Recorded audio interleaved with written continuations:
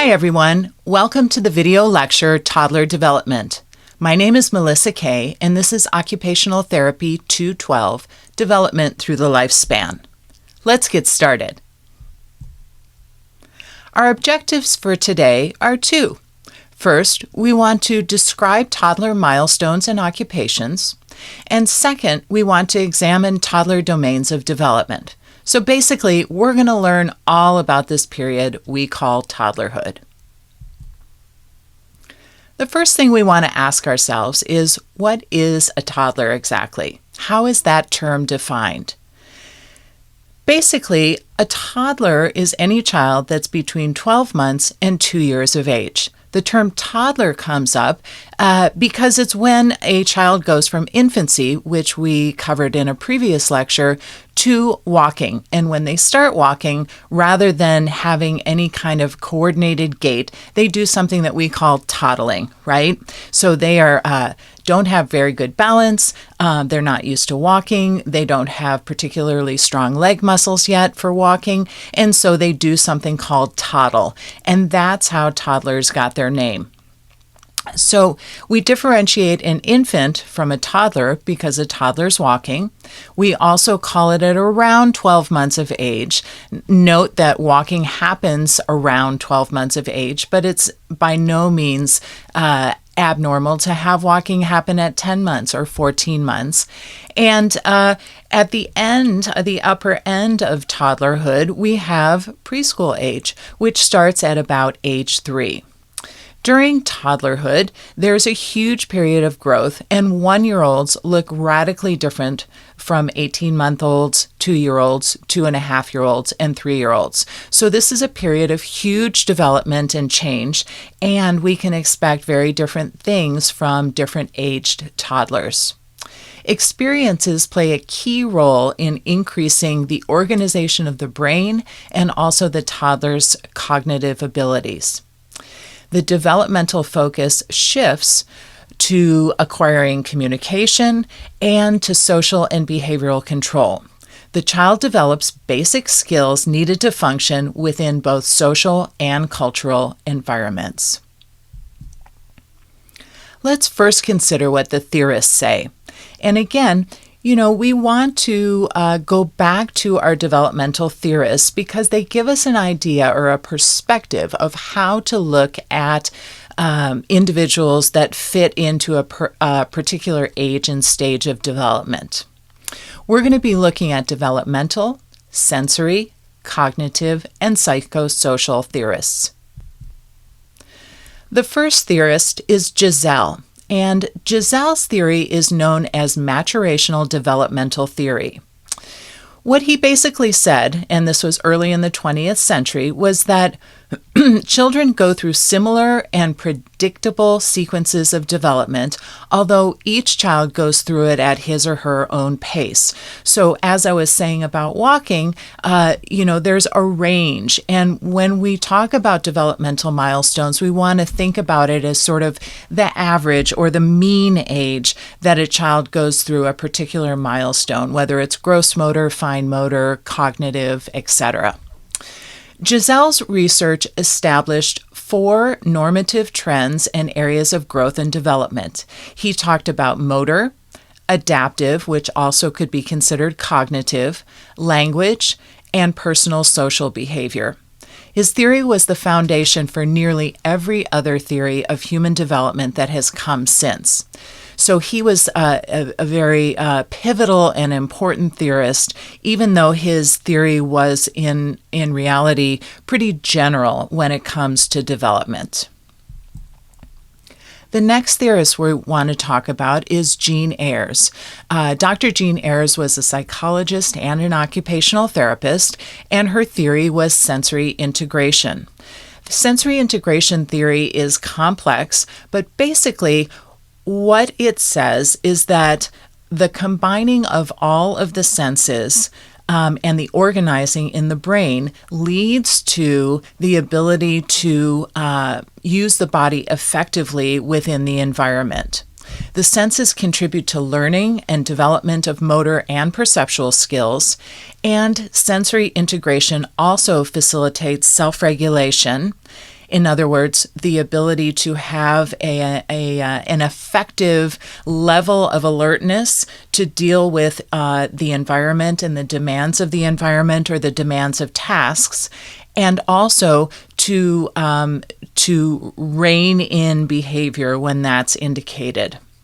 So sensory integration facilitates this idea of self-regulation as well as motor and praxis, so new motor learning. And we'll be talking more about sensory integration as we go through the course and as you go through the program.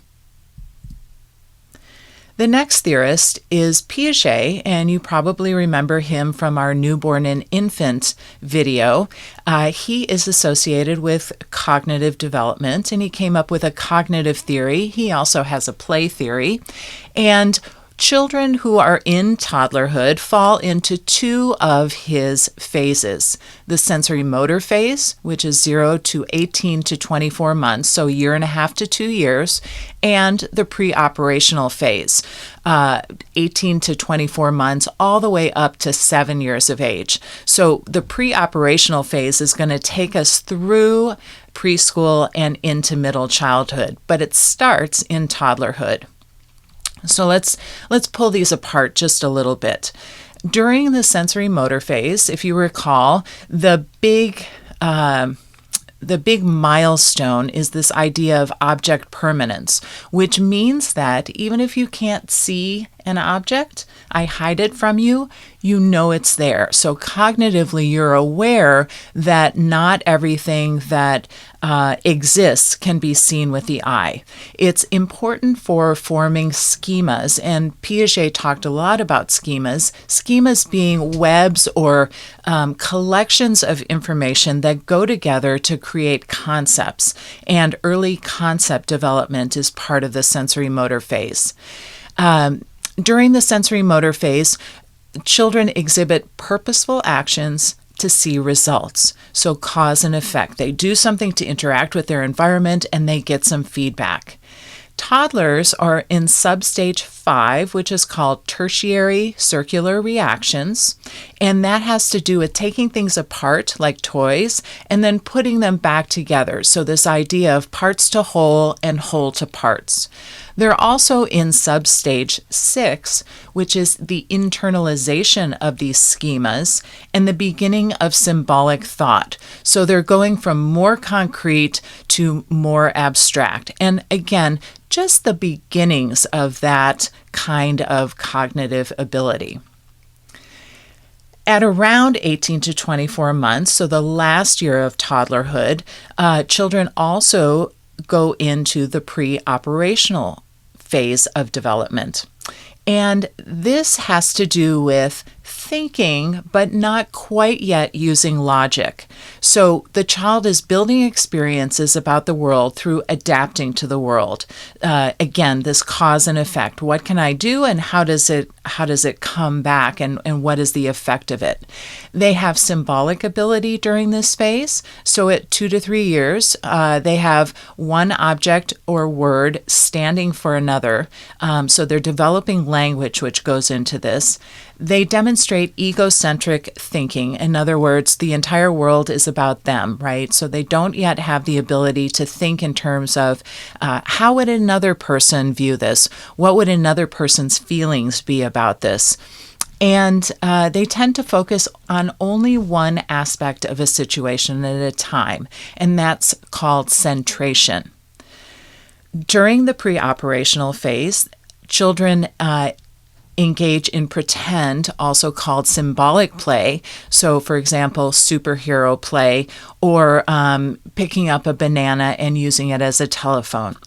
They also engage in parallel play at the beginning of this phase, excuse me, and we'll be talking more about parallel play as we go through the lecture. But this is play that is two kids that are not actively engaged with each other, but they're playing next to each other and often with the same type of activity or toy, but no engagement yet. Then children also move into actively playing with others at the end of toddlerhood and into preschool age. Piaget, had a lot to say about child development. He based a lot of his theory on observing his own children, and there is some level of criticism about Piaget because he didn't include social interaction very much in his theory, and other theorists like Vygotsky feel that this idea of stages is a little bit artificial, right? So children may be more kind of fluid and go from one stage to another in a less cut and dry fashion. So criticism includes those factors, as well as Piaget having really small samples and using questionable methods to test his hypotheses. Nevertheless, he is really central to child development, and we can take the good and the logical and sound from his theories. Next, we have psychosocial development. So this is three different theorists, Erikson, Freud, and Ainsworth. And Ainsworth we introduced when we talked about newborn and infant development. We'll go through this just briefly. Erikson has stages of development, and they go all the way through the lifespan. The stage of development from toddlerhood actually is two: trust versus mistrust, which is what starts during infancy and continues through 18 months. So if the infant or toddler receives consistent, predictable, and reliable care, they're going to develop trust. And then they carry that trust into other relationships, and they'll feel secure even when there's a threat that comes into their environment. So that's the first half. And then at about 18 months and all the way up to 3 years is autonomy versus shame. This phase has to do with independence, self-sufficiency, and sometimes we think about the terrible twos. If you're familiar with any 2-year-olds, you know that children at this stage are focused on developing a sense of personal control, and that's over physical skills and also a sense of independence. So this is the age when children will say no, they'll reject, they'll test, they will act in ways that are really pushing the boundaries to determine what's acceptable and what's not. So this autonomy results in independence, and if they don't achieve the autonomy, then it's accompanied by shame.